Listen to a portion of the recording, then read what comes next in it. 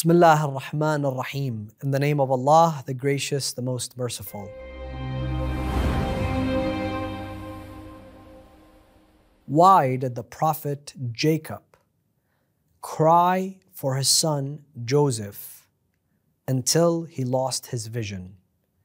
Is crying for worldly things such as family, such as a son, daughter, wealth, homes, is this something that is allowed Islamically?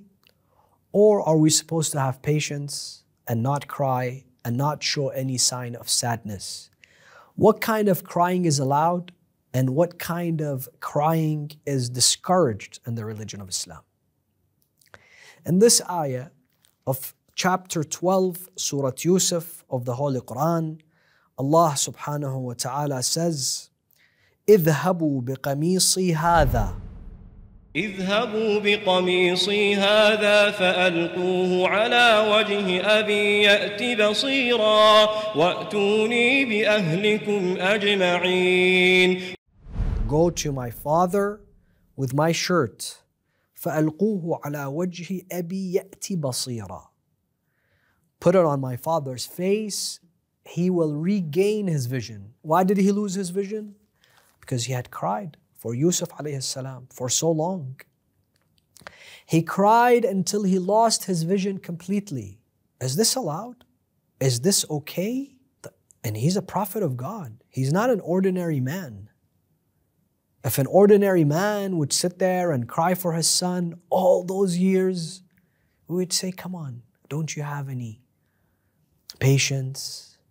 Why don't you seek help from Allah subhanahu wa ta'ala to strengthen you? This person has returned to Allah. You should surrender and submit to the will of Allah subhanahu wa ta'ala. Do we not hear those things? So why is it that a prophet of God was crying for all those years? And Allah records that in the Holy Quran. And if he had made a mistake, why is it that Yusuf alayhi salam sends his shirt to give his vision back to him? Because some people portray Islam as a religion that, no emotions. Somebody dies, just throw them in their grave and say, may Allah forgive them. Don't cry for them. Don't remember them. Don't go to their graves. First of all, Rasulullah sallallahu alayhi wa alihi wasallam, I want to say this, according to all Muslims, cried. He cried for his son Qasim. He said, إِنَّ الْقَلْبَ لَيَحْزُنُ وَإِنَّ الْدَمْعَ لَتَجْرِي وَمَا نَقُولُ مَا يُبْغِضُ الرَّبِّ.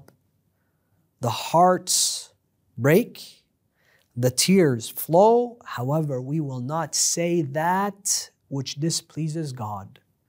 Alhamdulillah alladhi la yuhmadu ala makruhin siwah. I thank Allah, I glorify Allah, who He is the only one who is thanked when at times of calamity. When a calamity comes through, when a tragedy comes, when a bad news comes from someone, we don't say to them thank you, but to Allah we say thank you. So the crying for worldly things, being sad for worldly things has limits.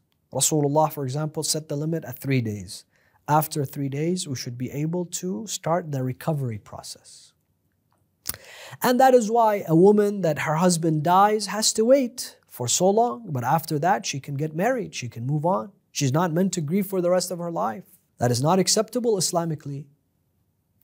In some cultures, if a woman, her husband dies, she cannot remarry, she has to wear black, she cannot leave the house for the rest and the remainder of her life. What kind of culture is this? This is unacceptable. This is un-Islamic. So why did the Prophet Yaqub cry for so long? The Prophet Yaqub, brothers and sisters, cried for Yusuf because Yusuf did not resemble a worldly desire. Yusuf is not something that is associated with the dunya. Yusuf is associated with the akhirah. Yusuf is associated not with the lower life, with the life of permanence. Yusuf is not, his flesh, his physical existence is not missed. His soul, his purity is missed because he's a man of God. And Yaqub cried for him because he was waliullah. And he was a level above him in nubuwwah.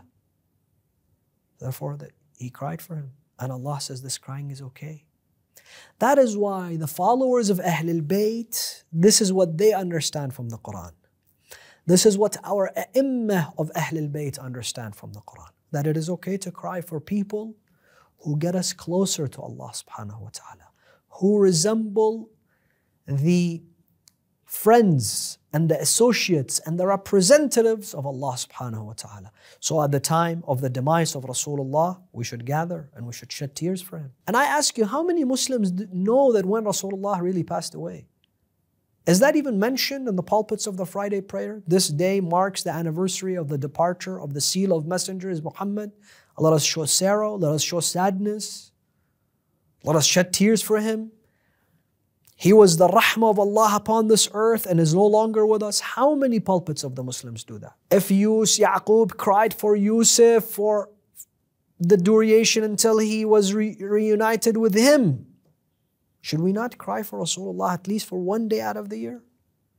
Yet we call ourselves Muslim. We don't even know the day of the departure of the Prophet. Some Muslims go a level further and say, if you cry for Rasulullah, it's a form of shirk. But we, the followers of Ahlul Bayt, take pride in crying for Rasulullah and in crying for whoever Rasulullah loved, because Rasulullah's love was just like the love of Yaqub alayhi salam for Yusuf. Rasulullah cried for Imam al-Hussein. Rasulullah cried for the tragedy of Imam al-Hussein.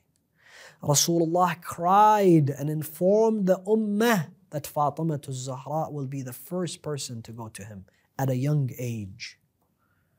Rasulullah informed the ummah that there will be a fitna after him with Amir al-Mu'mineen, Imam Ali, and some of the companions, and including one of his wives.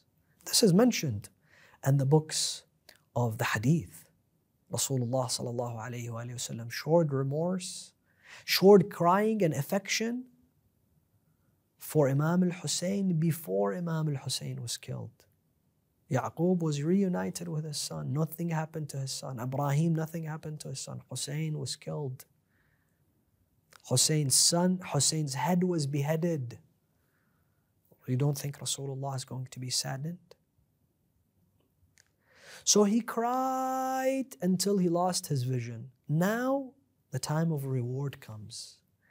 Yusuf alayhi salam had a shirt. This shirt was given to him by his father.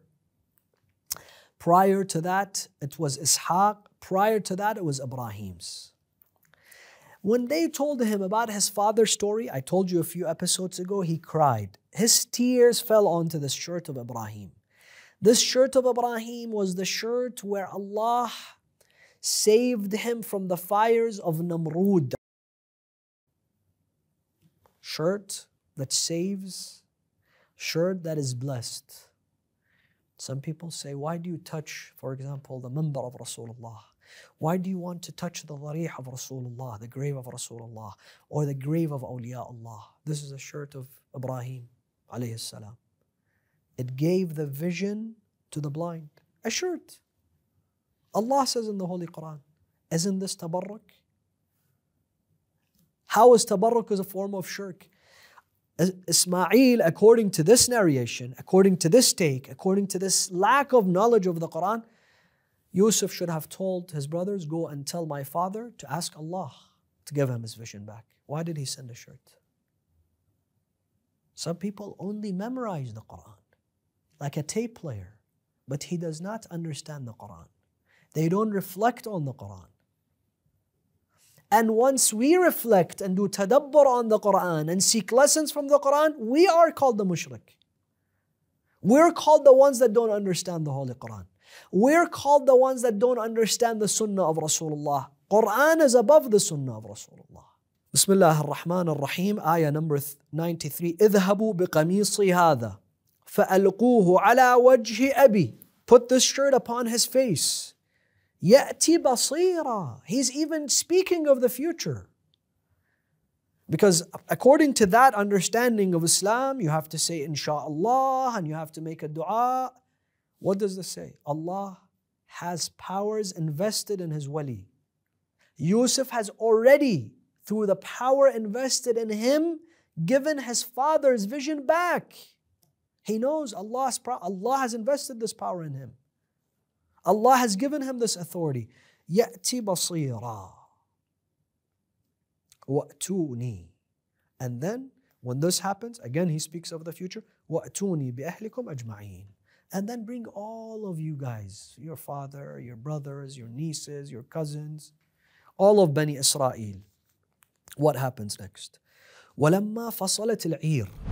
ولما فصلت العير قال أبوهم إني لأجد ريح يوسف لولا أن تفندون قالوا تالله إنك لفي ضلالك القديم فلما أن جاء البشير ألقاه على وجهه فارتد بصيرا قال ألم أقل لكم إني أعلم من الله ما لا تعلمون.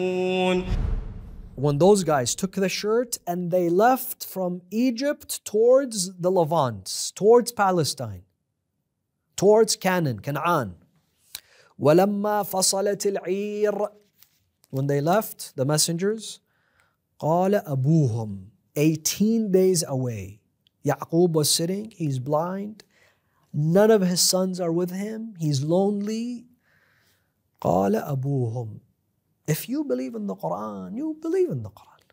You have to believe in the messages of the Qur'an. If you don't believe in the Qur'an, you have to say, is this the word of God? If this is the word of God, then I'm going to believe in everything in it. I'm speaking to certain Muslims that don't want to believe in some of the verses in the Holy Qur'an, and they call themselves the custodians of the Sunnah, the custodians of the Qur'an, the custodians of the Mecca and Medina. They live close in Medina where this Qur'an was revealed. They live in Mecca where this Qur'an was revealed, but they don't have a relationship of depth with the Holy Qur'an. And some people call themselves Mufassir of the Qur'an. We sit and we listen to their tafsir, and there's nothing. You don't find anything in there. There's only one dimension to the Qur'an, the surface. وَلَمَّا فَصَلَتِ الْعِيرُ قال أبوهم. Yaqub said, إني لأجد ريح يوسف. Allahu Akbar. I smell the scent of Yusuf. Yusuf wasn't coming, his shirt was coming. 18 days away, this person says, I smell. إني لأجد ريح يوسف. How is this possible? How is this possible? إني لأجد ريح يوسف لولا أن تفندون. But you're gonna mock me. Meaning people that have such belief. People that are gifted with such things. People, what do they do to them? The people will mock them. They say, you're crazy. You're wrong. Some people will even call them kafir and mushrik and ahl al-bid'ah and all those things. لولا أن تفندون. I smell the scent of Yusuf.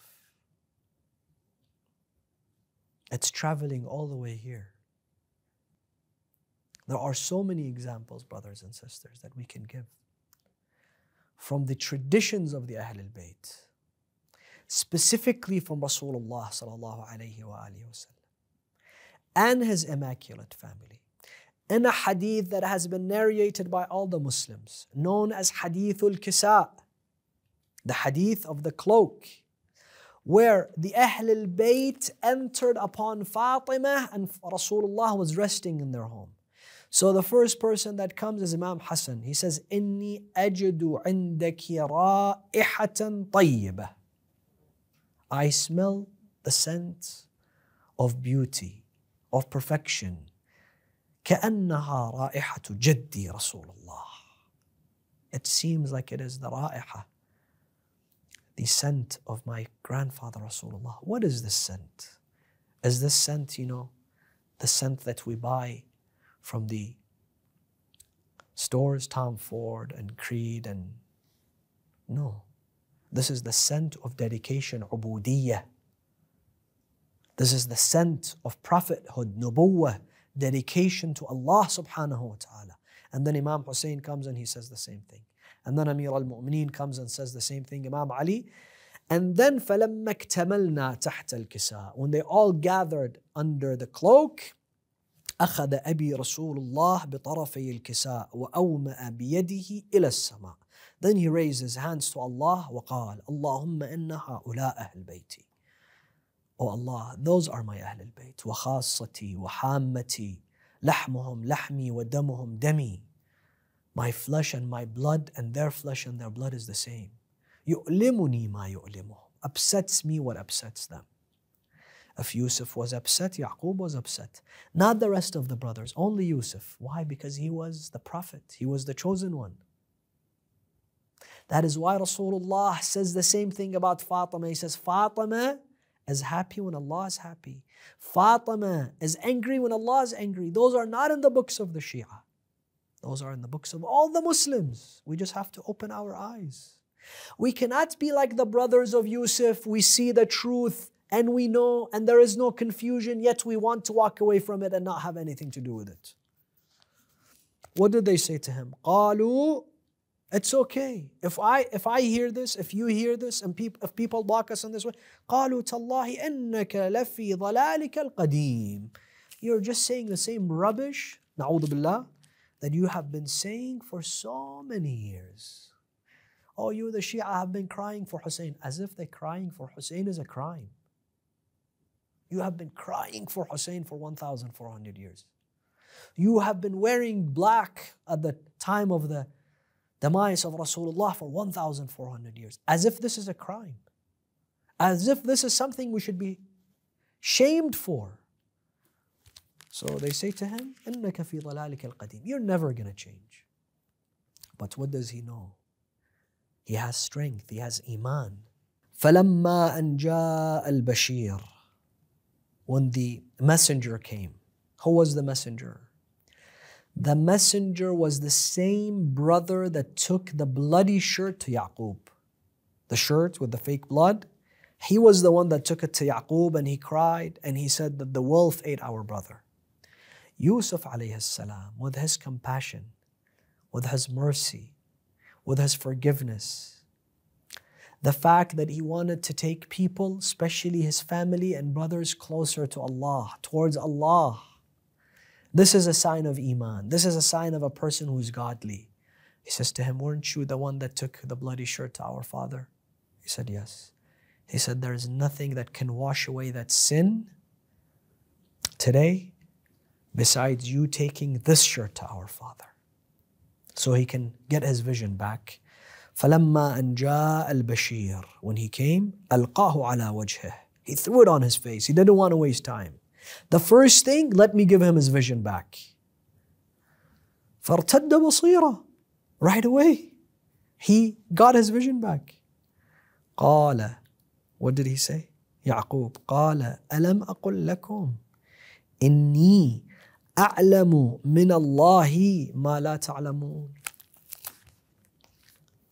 Didn't I tell you that I know certain things? Didn't I tell you not to insist on your ignorance? Did I not tell you that I feel Yusuf? Now, Yaqub alayhi salam has regained his vision. He knows his son Yusuf is alive. He knows all his sons are waiting for him in Egypt. And Allah subhanahu wa ta'ala is rewarding them, Yusuf and Yaqub, for their patience. And he's telling us that this story has the most beautiful lessons that will continue inshallah to be shared. Assalamu alaikum.